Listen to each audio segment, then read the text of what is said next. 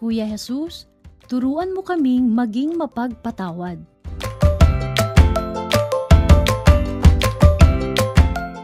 Ang mabuting balita ng Panginoon ayon kay San Juan.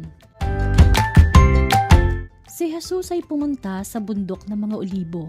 Sa pagbubukang liwayway, siya ay muling pumunta sa templo. Ang lahat ng mga tao ay lumapit sa kanya. Siya ay umupo at tinuruan sila. Dinala sa kanya ng mga guro ng kautusan at ng mga pariseyo ang isang babaeng nahuli sa pakikiapid. Inilagay nila siya sa kalagitnaan. Sinabi nila sa kanya, "Guro, ang babaeng ito ay nahuli sa pakikiapid. Iniutos sa amin ni Moises sa kautusan na batuhin ang katulad nito. Ano ang masasabi mo?" Ito ay kanilang sinabi upang subukin siya nang mayroon silang maiparatang laban sa kanya. Yumukod si Jesus. Sumulat sa lupa sa pamamagitan ng kanyang daliri. Sa patuloy nilang pagtatanong sa kanya ay tumindig siya. Sinabi niya sa kanila, "Ang sinumang walang kasalanan sa inyo ang siyang maunang bumato sa kanya." Siya ay muling yumukod at sumulat sa lupa. Sila na nakarinig nito ay sinumbatan ng kanilang mga budhi. Dahil dito, sila ay isa-isang lumabas, simula sa matatanda hanggang sa kahuli-hulihan. Naiwan si Jesus, gayon din ang babae na nakatayo sa kalagitnaan. Nang tumindig si Jesus, ay wala siyang nakita maliban sa babae. Sinabi ni Jesus sa kanya, "Ginang, nasaan ang mga nagsasakdal sa iyo? Wala bang humatol sa iyo?" Sinabi niya, "Wala, Ginoo." Sinabi ni Jesus sa kanya, "Kahit ako man ay hindi hahatol sa iyo. Humayo ka at wag nang magkasalang muli."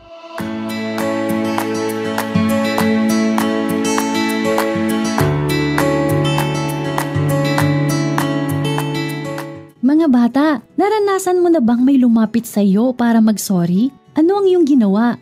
Tama at mabuti ang ating gagawin kung tayo ay marunong magpatawad sa mga taong humihingi sa atin ng sorry.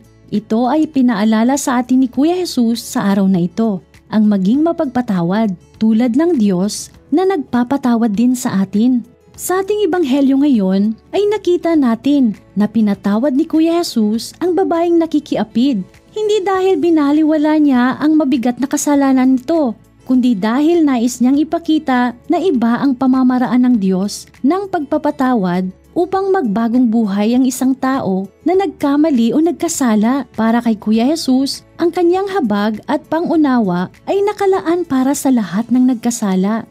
"Humayo ka at ngayoy wag ka nang magkasala pa," ay ang huling winika ni Jesus sa babae. Ibig sabihin nito, mga bata, na sa oras na iyon, ang babae ay pinatawad ng Diyos sa lahat ng kanyang mga nagawang kasalanan kahit gaano pa ito kabigat. Ang ginawang pagpapatawad na ito ni Kuya Jesus ay para rin sa ating lahat. Ikaw, ako, tayong lahat ay handa ring patawarin ni Kuya Jesus. Kaya nga, sa tuwing tayo ay nagkakasala, ay huwag tayong matakot o mahiyang magsabi ng sorry sa ating kapwa at sa Diyos. Masaya si Kuya Jesus at gustong-gusto niya na may mga taong lumalapit sa Kanya upang humingi ng tawad, sapagkat ang pagpapatawad niya sa ating lahat ay tanda ng Kanyang pagnanais na tayong lahat ay mapalapit sa Diyos. Tayo ay inaanyayahan ni Kuya Jesus, mga bata, na pumasok sa kaharian ng Diyos. Sabi niya, "Hindi ako naparito upang tawagin ang mga matuwid, kundi ang mga makasalanan."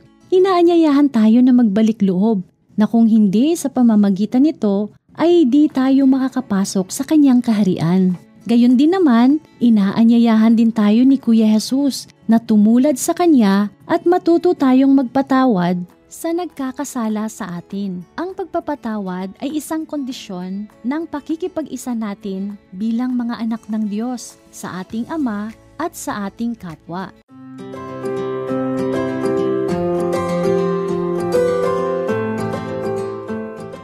Ngayong ikalimang linggo sa panahon ng Kwaresma, tayo ay hinahamon na laging manatiling malapit sa Diyos at lumayo sa kasamaan sa pamamagitan ng, una, laging humingi ng tawad sa Diyos sa tuwing nakakagawa tayo ng hindi maganda sa kapwa man o sa Diyos. Sa oras na tayo ay nakapagsisinungaling, nakikipag-away, nagiging madamot, tamad, nangungopya at iba pa, mahalaga na matuto tayong magsisi sa ating mga nagawa at buong kababaang loob na humingi ng tawad.